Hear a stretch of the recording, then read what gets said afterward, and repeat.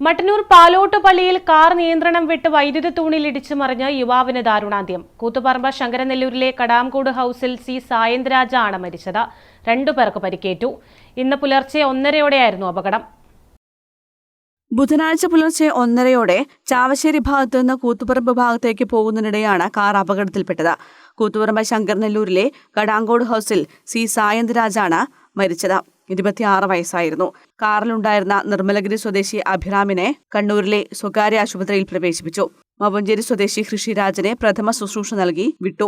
Palottupalli petrol പമ്പിന് സമീപത്ത് നിന്ന് നിയന്ത്രണം വിട്ട കാർ റോഡരികിലെ വൈദ്യുത തൂണിലിടിച്ച ശേഷം സമീപത്തെ വീട്ടുപറമ്പിലേക്ക് മറിയുകയായിരുന്നു. മരത്തിലിടിച്ചാണ് കാർ നിന്നത്.